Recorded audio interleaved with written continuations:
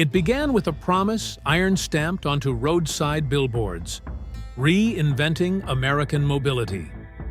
By spring 2025, the slogan read more like an epitaph. In plant lunchrooms from Kansas to Ontario, rumor boards filled with a single coded word: retooling. Retooling once meant progress. Now it meant pink slips. GM didn't slam its factory gates, it cracked them, letting cold air seep across every press on the map. The company still wrapped itself in stars and stripes, yet quietly sliced production hours and funneled new billions somewhere warmer. A paradox took shape. The future looked electric, but the charging cable disconnected from the very towns that built it. Tonight, we trace 5 silent fractures that opened in 2025 and are still widening. Stay with me and ask yourself, if these are only foreshocks, what shatters when the real fault line breaks? Across the wheat-yellow flats outside Kansas City, Fairfax assembly once hummed like a perpetual engine. The plant's giant presses punched body panels for Camaros and Cadillacs every half-minute, a rhythm local diners set their clocks by. Late in 2024, corporate memos promised a brief pause to convert the line for a new electric bolt. Workers cheered until the pause froze solid. By New Year's week 2025, nearly 1,700 paychecks vanished. Some tagged temporary, others simply void. Derek Wilkins, who welded roof rails beside his father 2 decades earlier, started hauling app deliveries at dawn to keep his daughter's insulin paid. Each morning he passed flatbeds hauling the presses away, bound for refurb shops in cheaper time zones. Local radio spun the closure as the price of progress. Inside the Union Hall, optimism echoed against bare concrete. GM leaders used sleek phrases: right size, capital discipline, demand realignment. Terms that soar in earnings calls, but land like steel girders on communities built for shift whistles and steady overtime. Mortgage brokers tallied new listings, the school board rehearsed budget cuts, and the all-night pancake counter shut 3 evenings a week to save electricity. What began as an engineering upgrade unmasked a deeper calculus: automation and electrification. Need fewer hands and chase tax credits wherever they bloom.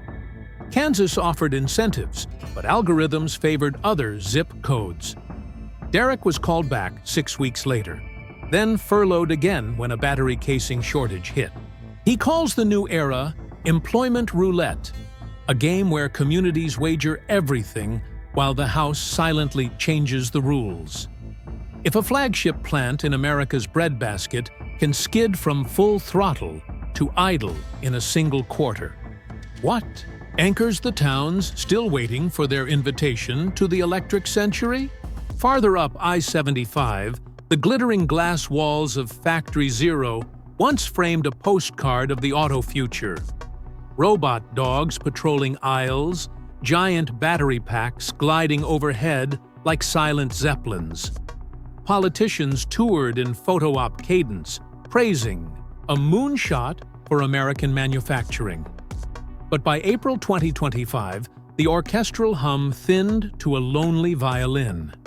Production on the Hummer EV and Silverado EV slowed, then stopped, leaving about 200 line specialists staring at blank monitors while management whispered about demand alignment. Michelle Cortez, a third-generation Detroiter whose grandparents built war tanks on these same riverbanks, front-loaded her mortgage when the EV boom began. She believed press releases that promised decades of work in the green arsenal of a democracy. The day the layoff notice came, her smartwatch still buzzed with corporate wellness tips, suggesting yoga poses to employees who no longer had a factory floor to stretch on. Detroit's skyline still bears GM's initials, but the letters glow fainter at night. Bars on Jefferson Avenue switched from swing shift breakfasts to early dinner specials. Uber drivers traded electric perks for surge pricing on farewell rides. Analysts framed the pause as a supply chain hiccup, a temporary break until interest. Rates cooled and battery costs fell. On neighborhood porches, residents called it a bad déjà vu, a gear slipping back toward the Rust Belt grind they'd just escaped. Factory Zero was designed to prove that American ingenuity could leapfrog foreign rivals. Instead, it highlighted a hidden tension. Scaling electric dreams demands capital nimble enough to flee the instant spreadsheets turn red. If even the crown jewel can flicker, what beacon is left for the smaller shops still machining pistons? In the shadow of yesterday's smokestacks? And when optimism itself becomes a just-in-time component, how many false starts can a city absorb before the word Renaissance loses its meaning? Cross the Ambassador Bridge into Ontario, and optimism chills again. The town of Ingersoll had celebrated like lottery winners when GM chose its assembly hall for BrightDrop, the sleek electric delivery vans touted as the antidote to carbon-heavy logistics. Government grants flowed, politicians cut ribbons, and local shops painted maple leaves on their windows.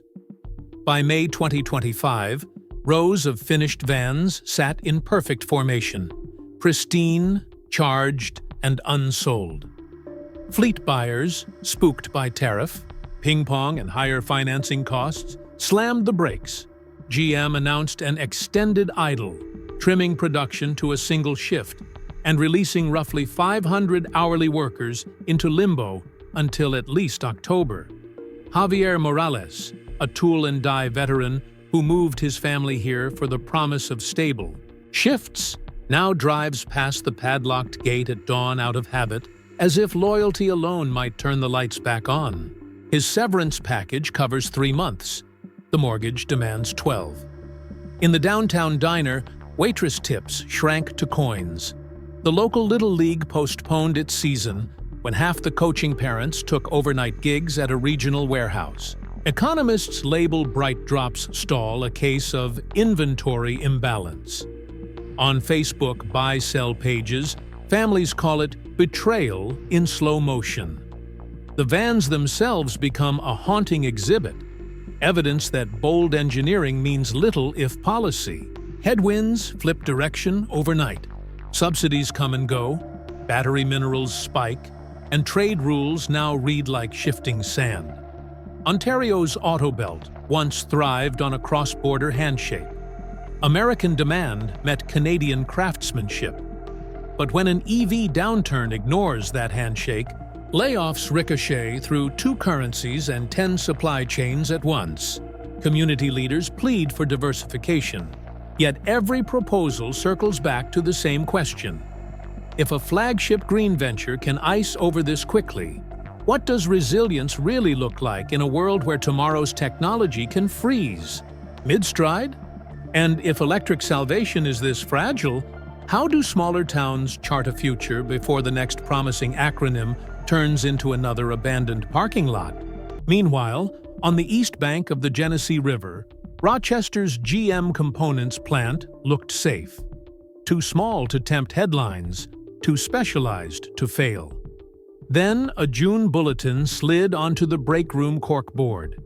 76 temporary layoffs, reclassified as permanent. The figure was barely a rounding error in GM's global ledger, yet it cracked open lives with surgical precision. Linda Serrano, 31 years on line 3, had planned to clock out for good in 18 months. Pension intact. Instead, she boxed her Zero Defects awards beside a photo of her late husband, both swallowed by a cardboard silence.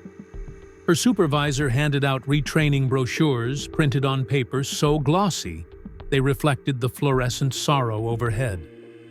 Outside, the city's mayor promised job fairs. Local media sped past, chasing a bigger crime tape. Rochester's plant machines throttle bodies and fuel rails, parts no EV will ever need.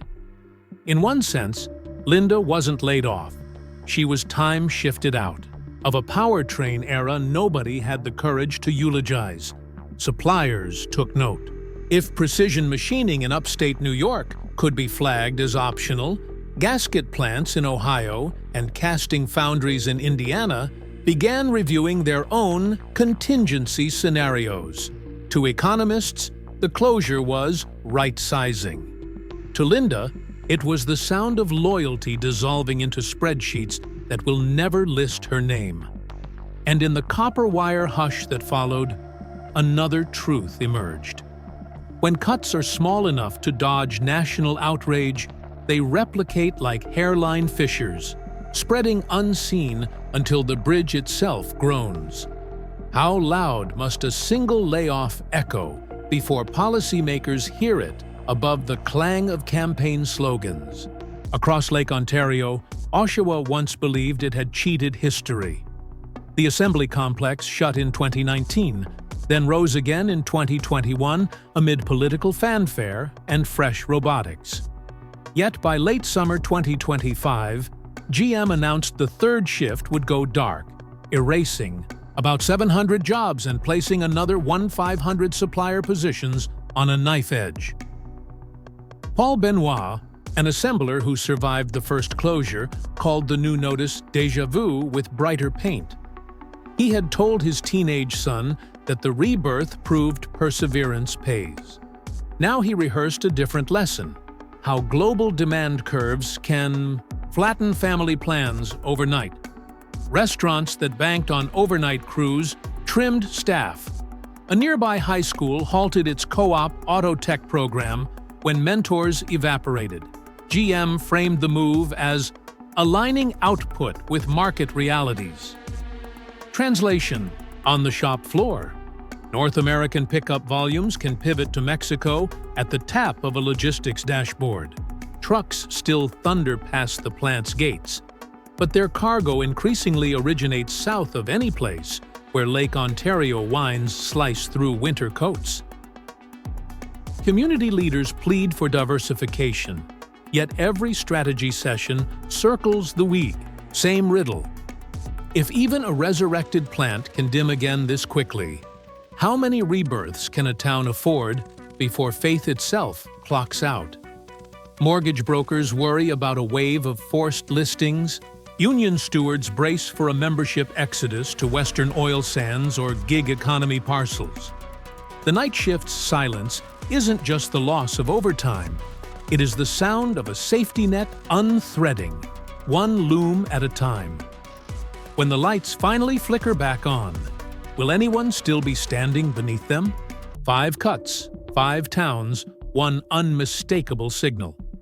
GM's roadmap toward an electric, automated tomorrow is being financed in human installments. From Kansas furloughs to Oshawa's vanished night shift, each community was told the sacrifice was temporary, strategic, necessary, until the calendar turned and the jobs did not. Share prices wavered, then recovered. The people rarely do. If pink slips have become the standard down payment for reinvention, the real question isn't whether more layoffs are coming. They are. The question is whether policymakers will, finally, count costs spreadsheets ignore. Insulin co-pays, empty diner booths, high school dreams rewritten in real time. Because progress measured only in gigawatt hours and market cap leaves a brutal remainder. So before the next production pause becomes permanent, ask yourself, who exactly is being retooled and who's left holding the wrench?